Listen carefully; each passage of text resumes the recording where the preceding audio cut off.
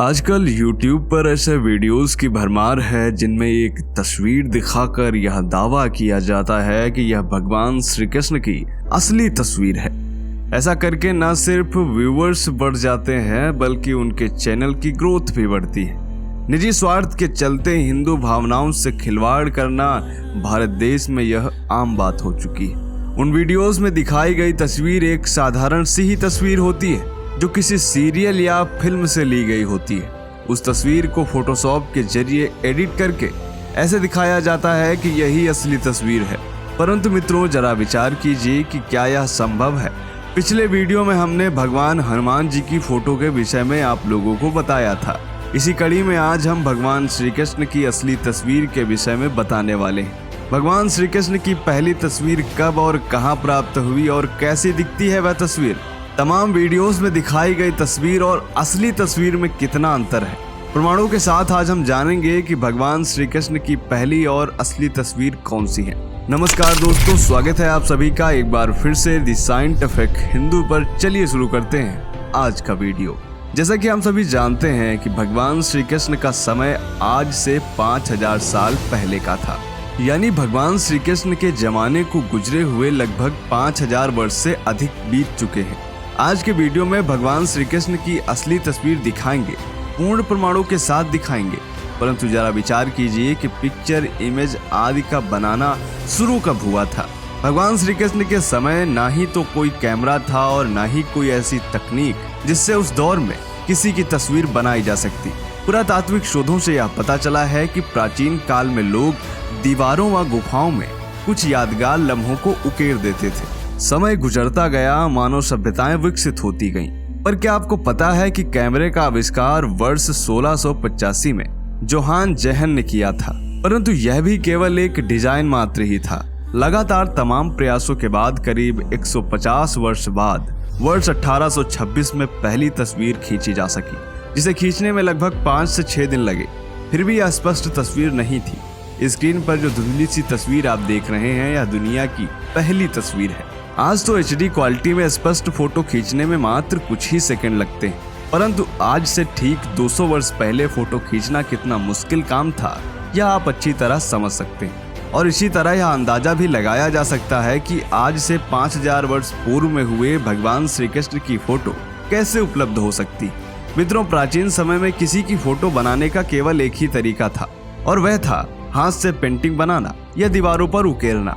प्राचीन समय में राजा महाराजाओं की पेंटिंग्स उनके दरबारी चित्रकार लोग बनाया करते थे। इसके अलावा ज्यादातर राजा महाराजाओं की राजकीय मुद्रा पर देवी देवताओं के चित्र उकेरे जाते थे, ठीक वैसे ही जैसे आजकल भारतीय नोटों पर महात्मा गांधी छपे रहते हैं।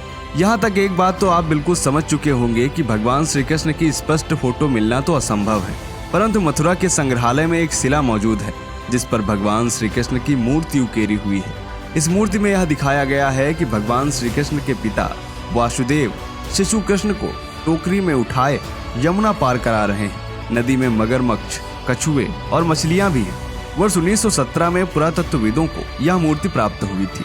पुरातत्वविदों ने जब इस मूर्ति की कार्बन डेटिंग पद्धति से जांच की तो पता चला कि यह मूर्ति लगभग 5000 वर्ष पुरानी है, और इसलिए पुरातत्वविदों का यह मानना है कि भगवान श्री कृष्ण की यही पहली तस्वीर या मूर्ति है जिसे उसी समय में बनाया गया होगा जब वासुदेव जी ने भगवान श्री कृष्ण को यमुना पार करवाया था।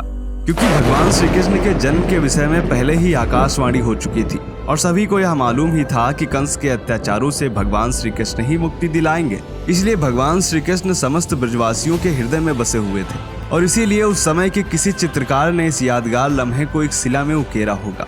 मित्रों, यहाँ यह भी बताते चले कि भगवान श्री कृष्ण की यह पहली तस्वीर कह लें या मूर्ति जो कि उन्हीं के समय की है, फिर भी इसकी पूजा नहीं की जाती। इसके 2 कारण हैं। पहला यह कि ज्यादातर लोगों को इसकी जानकारी नहीं है, और दूसरा कारण यह है कि यह मूर्ति खंडित अवस्था में है और हिंदू धर्म में किसी भी खंडित मूर्ति की पूजा नहीं होती, और इसीलिए यह मूर्ति मथुरा के संग्रहालय में रखी हुई है। भगवान श्री कृष्ण और उनकी लीलाओं से जुड़ी हुई गुफाओं व दीवारों पर उकेरी हुई अब तक तमाम प्रतिमाएं पुरातत्वविदों को प्राप्त हो चुकी हैं, और केवल भारत में ही नहीं बल्कि विदेशों में भी।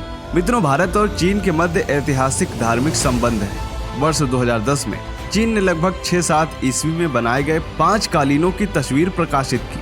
इन रंग बिरंगे कालीनों पर एक मोटे बॉर्डर के साथ लगभग 33 व्यक्तियों की चित्रकारी की गई है। इसे गहनता से अध्ययन करने पर पता चलता है कि इसमें भगवान श्री कृष्ण को गोवर्धन पर्वत उठाए हुए दर्शाया गया है। इसी तरह पहली शताब्दी में पाकिस्तान की एक गुफा में पुरातत्वविदों को 2 तस्वीरें उकेरी हुई प्राप्त हुई थी। इन तस्वीरों में भी देखा जा सकता है कि एक तस्वीर में कोई हाथ में चक्र लिए हुए है तो दूसरी तस्वीर में एक व्यक्ति हल लिए हुए है।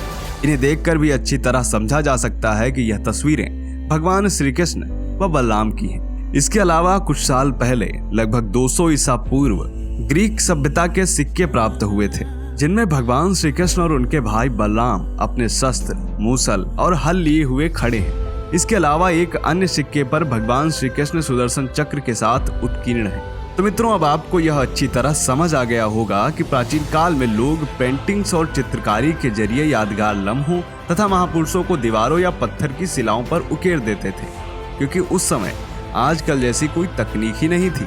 न कैमरे थे न सैटेलाइट। उस समय थे तो केवल पेंटिंग्स बनाने वाले चित्रकार, और इसलिए भगवान श्री कृष्ण की वास्तविक तस्वीर मिलना मुश्किल ही नहीं नामुमकिन है। हमारी यह जानकारी आपको कैसी लगी कमेंट करके जरूर बताएं।